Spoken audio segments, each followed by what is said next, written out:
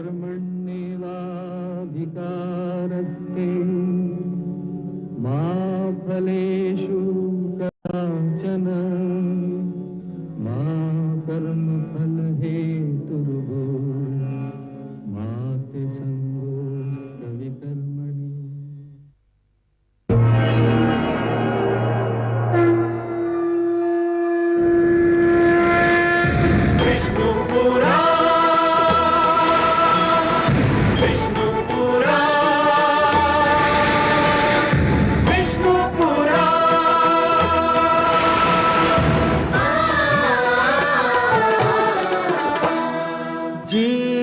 ज्ञान ब्रह्म ज्ञान अथ श्री विष्णु पुराण ओम की कथा महान जय श्री विष्णु पुराण विष्णु पुराण विष्णु पुराण विष्णु पुराण प्रगटे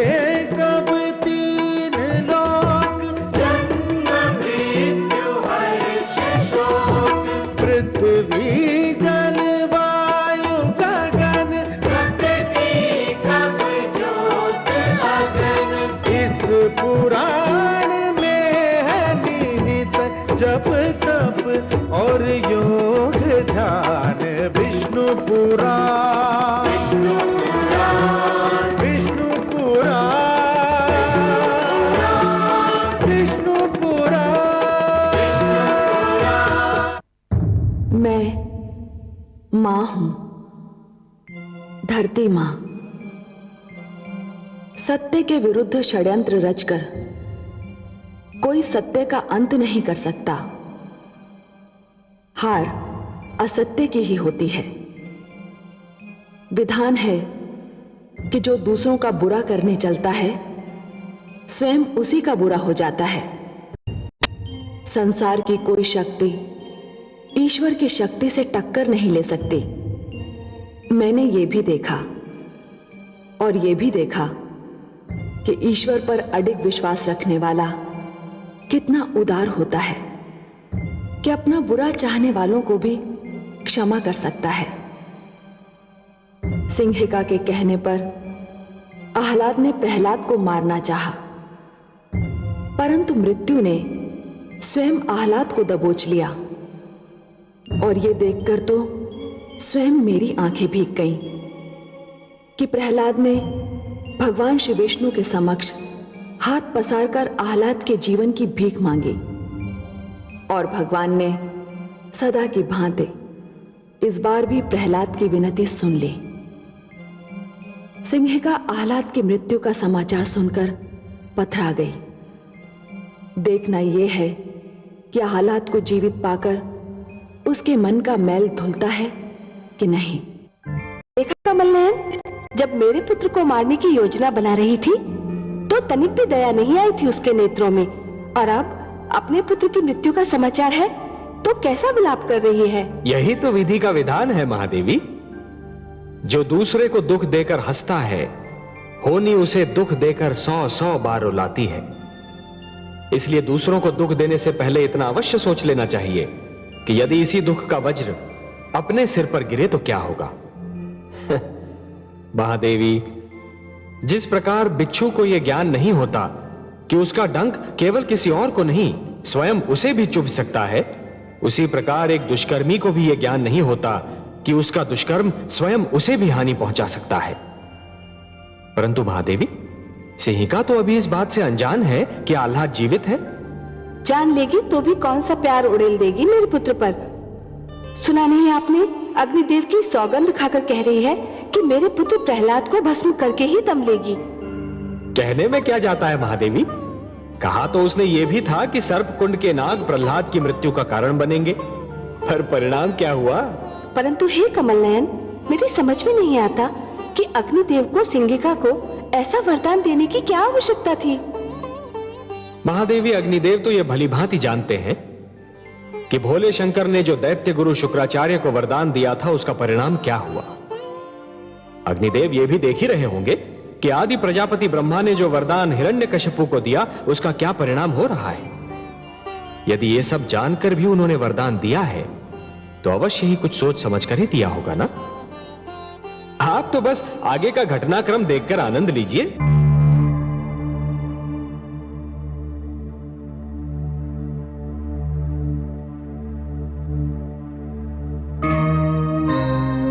युवराज, आप जीवित हो उठे?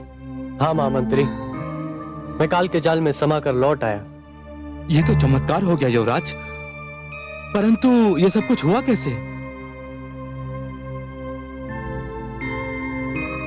ये सब मेरे प्रिय अनुज प्रहलाद की कृपा है।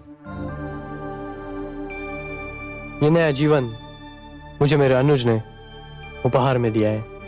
परंतु मैं तो महाराज और महारानी को असुर लोक में आपकी मृत्यु की सूचना भी भिजवा चुका हूँ। यह तो बहुत बुरा हुआ भ्राताश्री। बुआश्री आपकी मृत्यु का समाचार सुनकर दुख से पागल होती होंगी। तुम ठीक कहते हो अनुज। उन्हें तुरंत सूचना भिजवाइए कि यह सब कुशल है। जो आज्ञा युवराज। नहीं भ्राताश्री, हमें स्वयं आसुरलोक पहुंचना होगा। वहाँ हाहाकार मचा होगा। आपके मृत्यु के समाचार के उपरांत बुआश्री को आपके जीवित रहने के समाचार पर विश्वास नहीं होगा। उन्हें विश्वास उसी समय होगा जब वो अपनी आंखों से आपको जीवित देखेंगी। कितना सुख होगा उन्हें आपको देखकर। भ्राताश्री चलिए, मैं भी आपके साथ चलूंगा। अवश्य अनुज, अब तो मैं वही करूंगा जो तुम कहोगे। मेरा ये जीवन तुम्ही ने तो लौटाया है। महामंत्री जी, हमारी यात्रा का प्रबंध किया जाए। जो आज्ञा युवराज। मेरा पुत्र, हाय मेरा पुत्र, मेरा पुत्र, हाय मेरा पुत्र। तुम क्यों विलाप कर रही हो? तुम्हारा पुत्र नहीं मरा, मेरा पुत्र मरा है। तुम्हारा पुत्र? तुम्हारा पुत्र? ये तुम कह रहे हो बहन सिंह का? आलाद को मैंने तुम्हारी गोद में डाल अवश्य दिया था। उसे भूल जाने की चेष्टा भी की थी, पर उसे पेट में तो मैंने ही रखा था। मैंने उसे अपनी कोख से जन्म दिया था। उसे मैंने ही अपना दूध पिलाया था। वो मेरे ही शरीर का अंश था। वो मेरी आंखों का तारा था। हाँ हाँ था, परंतु उसकी हत्या भी तुम्हारे ही दूसरे पुत्र प्रहलाद ने की। अरे मैंने तुम्हारे पुत्र आलाद को अपनी छाती से लगा लिया था, अपना पुत्र बना लिया था उसे। तुम्हारी कमी का आभास उसे कभी होने न दिया था, परंतु तुम्हारे दुष्ट पुत्र प्रहलाद के कारण वो काल के जाल में समा गया। मैं तुम्हारे पुत्र प्रहलाद को कभी क्षमा नहीं करूंगी, कभी नहीं। हत्यारा है वो, हत्यारा। मेरा पुत्र अपने शत्रुओं पर भी दया करता है।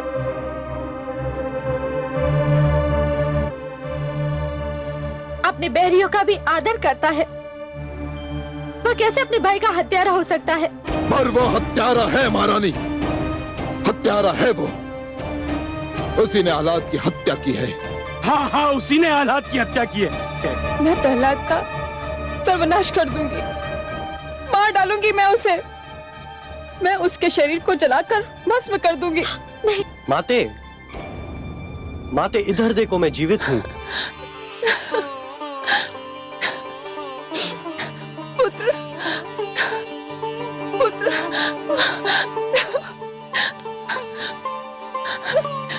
मेरा पुत्र जीवित है, मेरा पुत्र जीवित है। तुम ठीक तो हो पुत्र?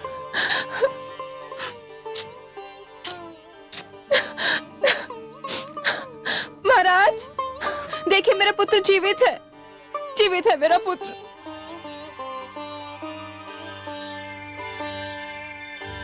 माते, मेरा पुत्र, मेरे लाल।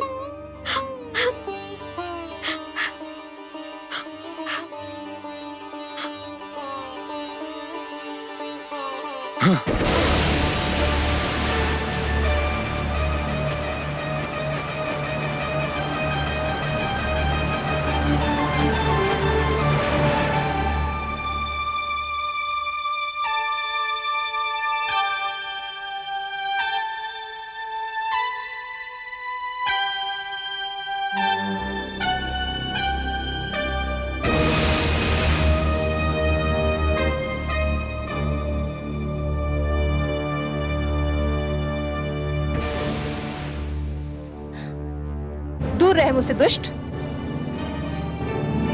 ये आप क्या कह रही है माताश्री? मेरे प्रिय अनुज प्रहलाद ने तो मुझे जीवन दान दिया है।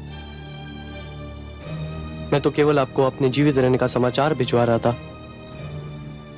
पर अनुज प्रहलाद ने अनुरोध किया कि मैं स्वयं चलूं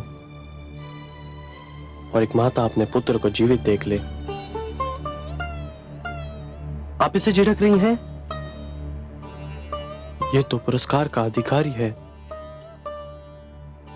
आपने मेरे अनुज को कुछ भी कहा तो मुझे बहुत दुख होगा माताश्री, बहुत दुख होगा।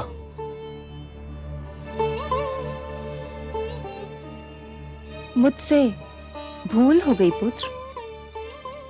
तुमने वास्तव में पुरस्कार योग्य कार्य किया है। तुम जो भी मुझसे मांगना चाहो मांग लो।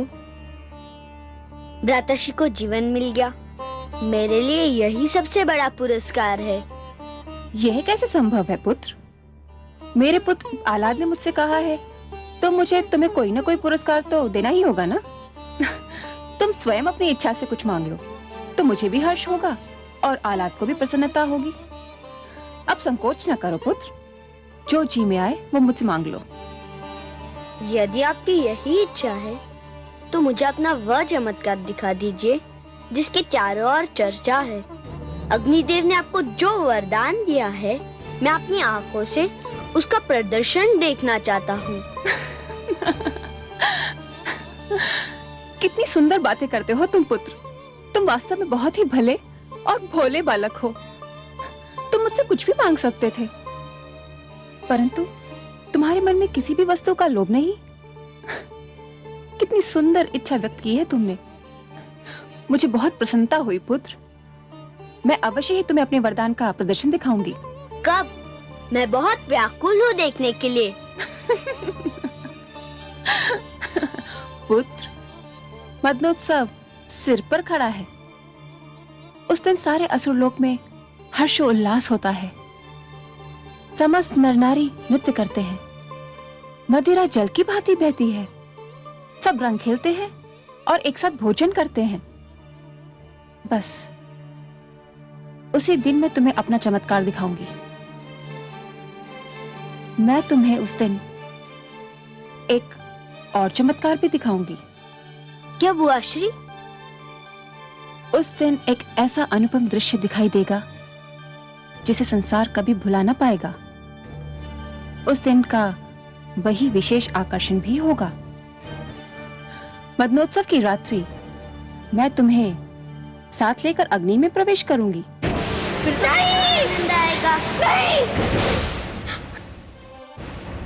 आज तो मुझे वास्तव में पुत्र प्रहलाद पर बहुत क्रोध आ रहा है। भोलेपन का यह अर्थ तो नहीं कि कोई जानबूझकर मृत्यु की गोद में जा गिरे।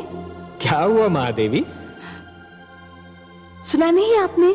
दुष्ट सिंहिका पुत्र प्रहलाद को गोद में लेकर अग्नि में प्रवेश करना चाहती है और पुत्र प्रहलाद ये समझ रहा है कि ये खेल होगा। या वास्तव में सिंहिका उसे कोई चमत्कार दिखाना चाहती है? महादेवी, जिसके मन में खोट नहीं होती वो स्वयं को भी सच्चा समझता है और दूसरों को भी। पर ये तो भूल है कमल नयन, और मुझे भय है कि पुत्र प्रहलाद भी यही भूल कर रहा है। नहीं महादेवी, भूल प्रहलाद नहीं कर रहा है, भूल तो सिंहिका कर रही है। उसे इस बात का विस्मरण हो गया है कि वो एक भूल कर चुकी है, और जिसे अपनी भूल का विस्मरण होता है उसे उसका दंड अवश्य मिलता है। इतिहास रचा ही इसलिए जाता है महादेवी कि आने वाली पीढ़ियां ये देख सकें कि उनके पहले की पीढ़ियों ने क्या भूल की और वो उस भूल को ना दोहराएं। यदि दोहराती हैं तो दंड पाती हैं, दुख झेलती हैं। सिंहिका ने जो भूल की थी उसका दंड उसे मिला था, उसके पुत्र आह्लाद की मृत्यु के रूप में। परंतु जैसे ही उसने अपने पुत्र को जीवित देखा, उसे फिर से अपनी भूल का विस्मरण हो गया। इसलिए विश्वास रखिए महादेवी, सिंहिका को अपनी भूल का दंड फिर से मिलेगा। परंतु प्रहलाद को भी तो ये स्मरण रखना चाहिए था कि सिंहिका उसे क्षति पहुंचाने की चेष्टा कर चुकी है। जानता हूं महादेवी, क्षति पहुंचाने वाले को दंड देना तो बहुत सरल है, पर उसे क्षमा करना बहुत कठिन। और जो क्षति पहुंचाने वाले को क्षमा कर सकता है वो तो पूजनीय है, महान है। आपको तो अपने पुत्र पर गर्व होना चाहिए महादेवी कि उसका हृदय इतना विशाल है। मैं जानती हूँ कि मेरे पुत्र प्रहलाद का हृदय विशाल है, उसके विचार सुंदर हैं और वो किसी को भी क्षति नहीं पहुंचाना चाहता। फिर भी सब उसके पीछे पड़े हैं, इसीलिए तो मैं चिंतित हो उठती हूँ। उसके पास सिवाय कयाधु के है कौन? आपका आशीर्वाद है महादेवी, आपका आशीर्वाद। और जिसके साथ आप जैसी जगन माता का आशीर्वाद हो, उसे किसी से क्या भय हो सकता है? महादेवी, मैं तो आपको कई बार बता चुका हूं कि आपका आशीर्वाद ही प्रहलाद की सर्वाधिक महान शक्ति है।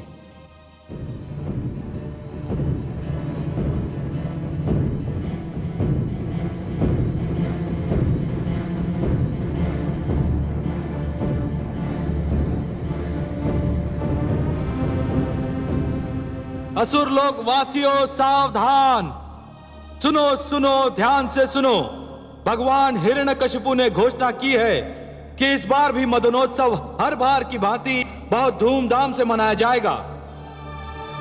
भगवान हिरण्यकशिपु सदैव की भांति अपनी समस्त प्रजा के लिए मांस, मदिरा, नृत्यादि की व्यवस्था करेंगे, परंतु इस बार मदनोत्सव का विशेष आकर्षण होगा भगवान की छोटी बहन कामरूप देश की महारानी सिंघिका की ओर से उन्हें अग्निदेव के दिए हुए वरदान का महान प्रदर्शन। महारानी सिंघिका राजकुमार प्रहलाद को लेकर अग्नि में प्रवेश करेंगी। सारे असुर समुदाय का इस उत्सव में स्वागत है। आहा, ये तो चमत्कार होगा। इस बार मदनोत्सव का आनंद ही कुछ और होगा।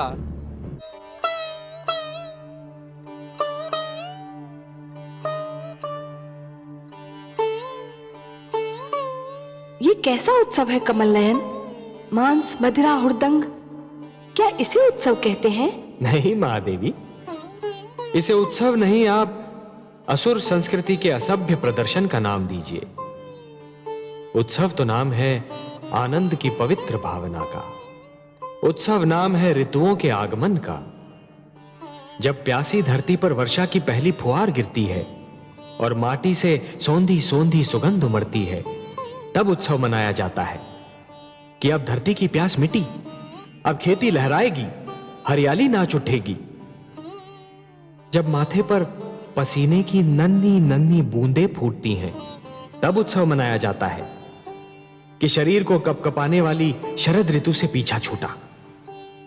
जब धूप भली लगने लगती है और समीर का झोंका मन में आह्लाद निर्माण करता है, तब उत्सव मनाया जाता है महादेवी कि झुलसाने वाली ग्रीष्म ऋतु का अंत हो गया। यही तो मैं भी कहती हूँ कमल नयन, उत्सव वो है जो आत्मा को शांति दे, जो सारे नगर का जीवन अस्त व्यस्त कर दे, जिसमें मदिरा पीकर सब अपनी सुध-बुध खो बैठी। वो उत्सव नहीं, कोरा हुड़दंग है। परंतु मुझे सिंघिका की चालों से चिंता हो रही है। वो मेरे पुत्र को लेकर अग्नि में प्रवेश करना चाहती है। मैं जानती हूँ कि उसके मन में क्या है, परंतु आपके पुत्र के चेहरे पर तो कोई चिंता दिखाई नहीं पड़ती। उसने तो अपनी सारी चिंताएं आप पर छोड़ दी हैं। तो आप भी अपनी सारी चिंताएं मुझ पर छोड़ दीजिए ना महादेवी।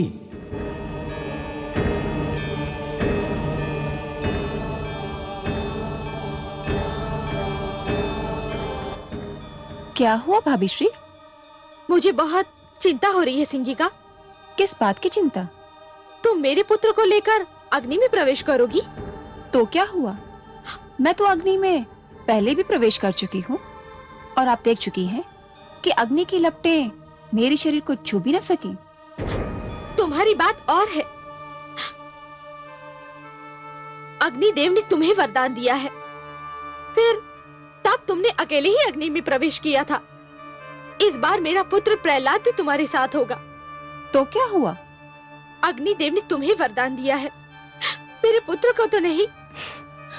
अरे भाभी श्री, जब अग्नि मुझे नहीं छू सकेगी तो जो मेरे साथ होगा उसे कैसे छू सकेगी? उसे कुछ नहीं होगा। तुम अकारण ही चिंता कर रही हो। तुमसे अधिक साहसी तो तुम्हारा पुत्र है, उसे तो कोई चिंता नहीं।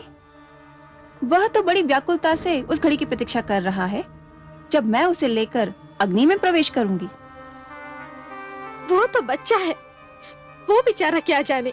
वो उत्सुक है कि जो अवसर मृत्यु के पश्चात आता है उसे जीते जी देखने को मिल जाएगा।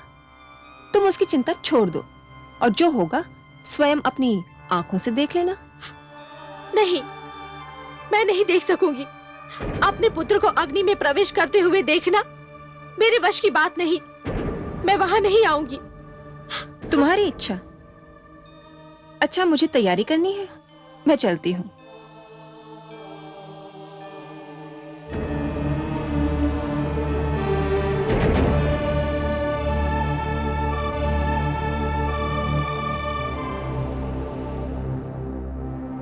माताश्री तुम्हें लेकर अग्नि में प्रवेश करने वाली है। मैं तो एक एक पल गिन रहा हूँ। शीघ्र आए वो घड़ी जब मैं वो चमत्कार देख सकूं। यदि तुम्हें कुछ हो गया तो? बुआ कहती है मुझे कुछ नहीं होगा, मैं उनकी रक्षा में रहूंगा। और तुम्हें विश्वास है कि ऐसा ही होगा? हाँ, अग्निदेव का वरदान है उन्हें। पर तुम्हें तो नहीं है। तुम्हें कोई चिंता नहीं? मैं तो इतना जानता हूँ कि वही होगा जो मेरे विष्णु की इच्छा है, फिर मैं चिंता क्यों करूं? इतना विश्वास है तुम्हें अपने विष्णु पर? इससे भी अधिक। क्या उन्होंने तुम्हें कोई शक्ति प्रदान की है? उन पर अटूट विश्वास ही तो मेरी शक्ति है। जो भी तुम्हारे विष्णु पर अटूट विश्वास रखेगा, क्या उसे शक्ति प्राप्त होगी? अवश्य भ्रातश्री, संसार में तो सारा खेल विश्वास ही का है। विश्वास ही तो शक्ति देता है। मुझे भी दे सकता है? हाँ हाँ, तुम्हें भी दे सकता है। यदि ऐसा है तो मुझे भी अपने विष्णु पर विश्वास करना सिखाओ।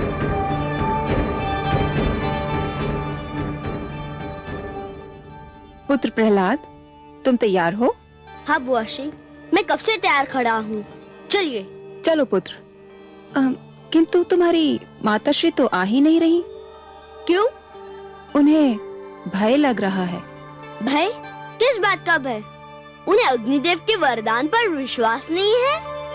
मैंने भी उनसे यही कहा, किंतु उनका ये भय दूर ही नहीं हो रहा। मैं उनके पास जाऊंगा, मैं उन्हें लेकर ही आऊंगा। हमारी बात बीच में रहेगी भ्रातश्री। मैं उस शक्ति के विषय में इस प्रदर्शनी के बाद ही बताऊंगा। अच्छा अनुज।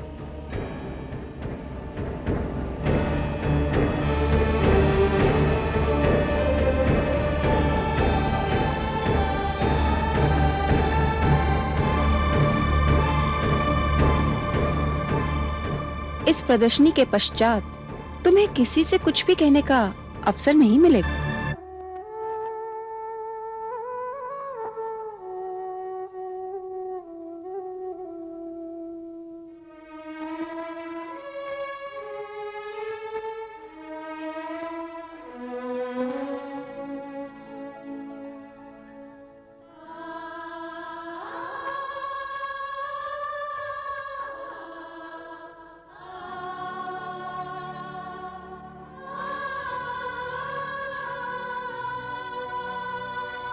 माते, माते, माते।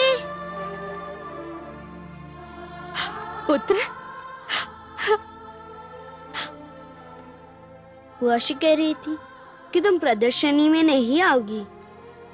हाँ पुत्र, वो सत्य कह रही थी। परंतु क्यों? मुझे बहुत भय लग रहा है। भय?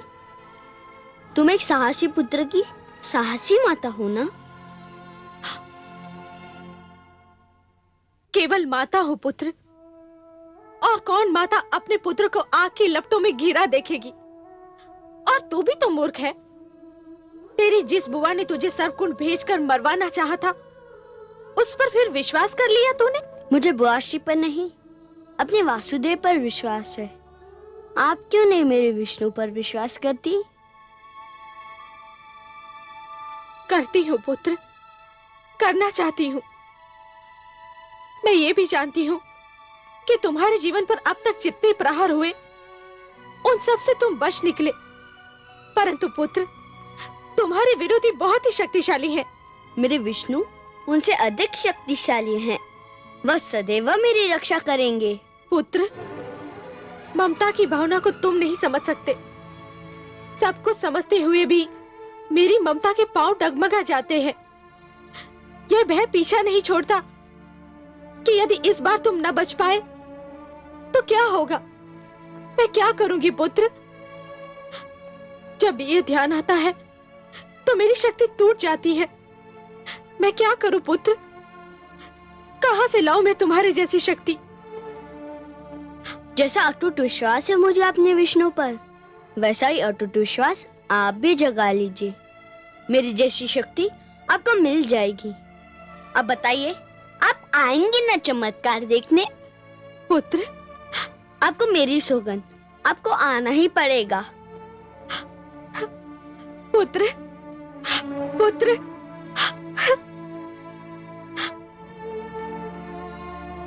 घातक, अत्यंत घातक। वो दुष्ट प्रहलाद दिन प्रतिदिन मेरे लिए घातक होता जा रहा है सिंगिका। आज तो मुझे भी विश्वास हो गया कि यदि प्रहलाद जीवित रहा तो मुझे भी अपने पुत्र आह्लाद से हाथ धोना पड़ेगा। मुझे प्रहलाद से उसकी बातचीत सुनकर भय लग रहा है भ्राताश्री, कि जिस प्रकार प्रहलाद आपसे विद्रोह कर रहा है, कहीं एक दिन उसी प्रकार मेरा आह्लाद मुझसे विद्रोह न कर बैठे। इसीलिए मैं उस दुष्ट के जीवन का अंत करना चाहता हूं सिंगिका, क्योंकि यदि वो जीवित रहा तो दिन प्रतिदिन मेरे विरोधियों की संख्या बढ़ती जाएगी। और जो हमारे विरोधी होंगे वे हमारे भ्रातर्षि हिरण्याक्ष के हत्यारे विष्णु के प्रशंसक हो जाएंगे। मुझे तो यह भी आशंका हो रही है भ्रातर्षि कि कहीं प्रहलाद मेरे पुत्र आह्लाद को विष्णु के प्रेम जाल में फांस न ले। भ्रातर्षि, मैं तो यही देखकर सेहर उठी थी कि मेरा पुत्र प्रहलाद की बातों से प्रभावित हो रहा है। जानता हूं बहन, भली भांति जानता हूं। उस दुष्ट की वाणी बहुत सुंदर है। वो अपनी मीठी मीठी बातों से किसी को भी बहका सकता है। इसीलिए उसका अंत आवश्यक है। इसीलिए उसका अंत अत्यंत आवश्यक है। मैं आपसे सहमत हूं भ्राताश्री। विश्वास कीजिए, अग्नि के इस खेल से वो जीवित बाहर नहीं आएगा। मेरी शुभकामनाएं तुम्हारे साथ है सिंगिका, किंतु यदि वो जीवित रहा तो मेरा जीवन संकट में पड़ जाएगा। ऐसा नहीं होगा भ्राताश्री, मैं ऐसा होने नहीं दूंगी।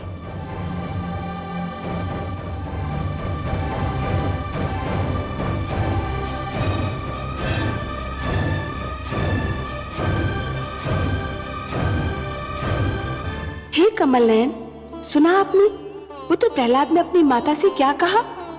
वो कह रहा है कि भक्ति की भावना ही सबसे श्रेष्ठ है, ममता की भावना उसके आगे कुछ भी नहीं। कुछ बहुत अनुचित बात तो नहीं कर रहा आपका पुत्र महादेवी। आप तो इस सत्य से भलीभांति परिचित हैं कि सृष्टि में ईश्वर के अस्तित्व के अतिरिक्त बाकी सब कुछ माया है। मोह माया में फंसना अर्थात अपने जीवन के लक्ष्य को भूलने के समान है। और जीवन का तो यही लक्ष्य है महादेवी, कि अपने भीतर छिपी हुई ईश्वरी शक्ति को ढूंढकर बाहर निकालना, अपने भीतर छिपे हुए ईश्वर को ढूंढना। मोह तो भ्रमित करता है महादेवी और फिर भटकाता है। फिर वो मोह चाहे धन का हो या संतान का। परंतु हे दया सागर, माता और पुत्र का स्नेह तो आपकी दी हुई सुंदर देन है। अवश्य है महादेवी, परंतु कोई भी स्नेह अधिक महान नहीं होता। जीवन का तो वास्तविक उद्देश्य ही है कि ईश्वर के प्रेम में अहम को भूल जाना, क्योंकि ईश्वर से प्रेम हर प्रेम का स्रोत होता है।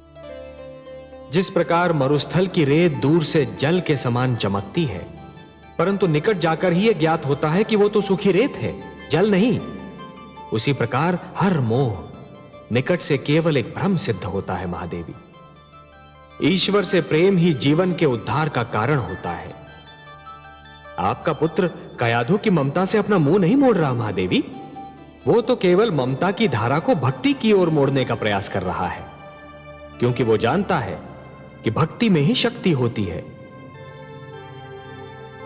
लीजिए, आपके पुत्र की परीक्षा की घड़ी आ गई।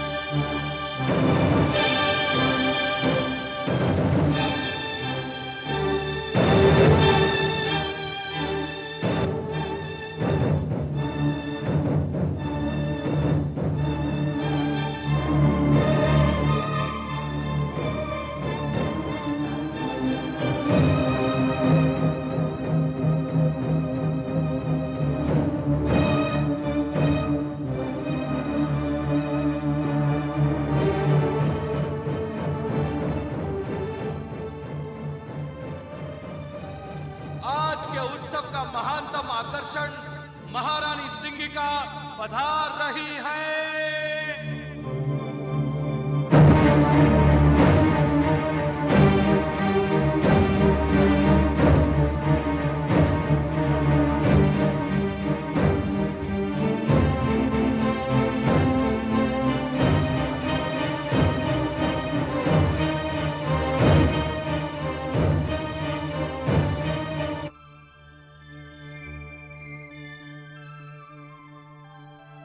प्रणाम भ्राताश्री।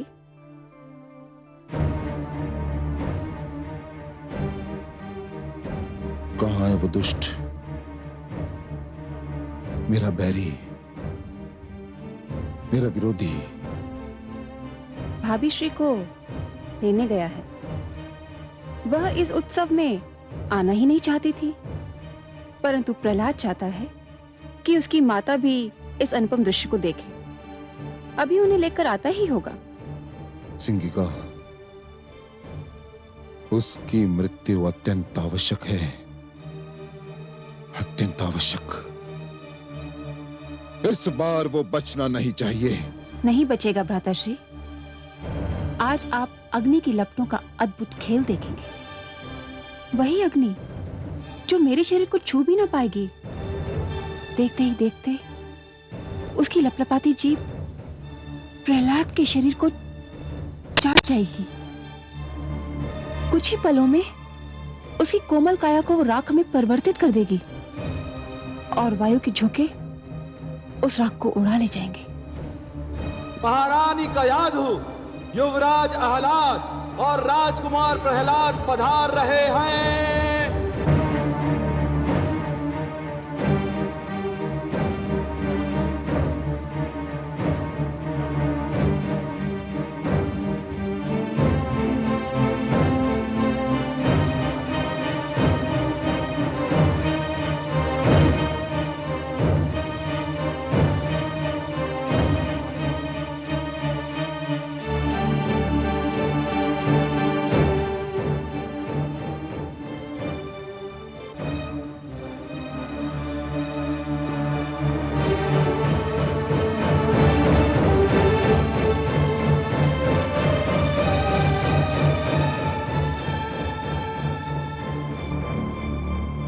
माते, मैं आपके चरण छूकर संसार के मातृत्व के चरण छू रहा हूँ। संसार की सारी माताएं पूज्य है, मुझे आशीर्वाद दीजिए माते। आयुष्मान भव पुत्र, आयुष्मान भव। चिरंजीवी भव पुत्र। चलो पुत्र।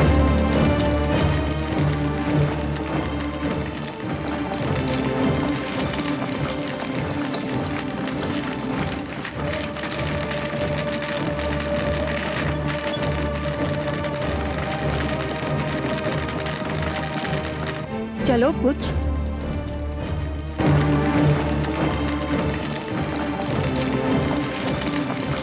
वो घड़ी आ ही गई पुत्र, जिसकी तुम बड़ी उत्सुकता से प्रतीक्षा कर रहे थे। मेरे भी जीवन की अनमोल घड़ी, तुम्हारे जीवन की अद्भुत घड़ी पुत्र। जो भी इस चमत्कार को देखेगा भूल नहीं पाएगा, और जो भी इस चमत्कार की चर्चा सुनेगा सिहर उठेगा। रहते महाप्रलय तक आज की इस प्रदर्शनी की चर्चा रहेगी। चलो पुत्र।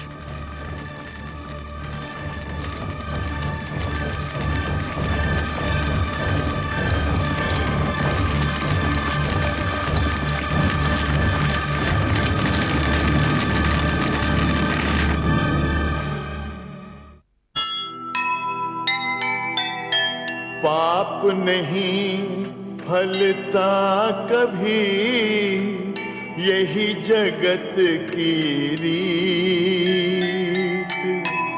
पुण्य के पथ पर जो चले, सदा उसी की जीत। जिसके मन ईश्वर बसे, आँच न उस पर आए। जग बैरी हो जाए पर उसको मार न पाए, उसको मार न पाए।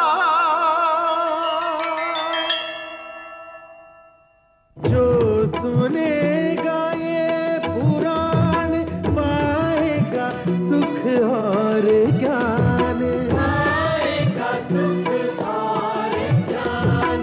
कर्म को ही धर्म जान, प्रेम की तू छेड़तान, प्रेम की तू छेड़तान। बीते युग बता रहे हैं, बीते युग बता रहे हैं, सत्य पथ पे चल सुजान। विष्णु पुराण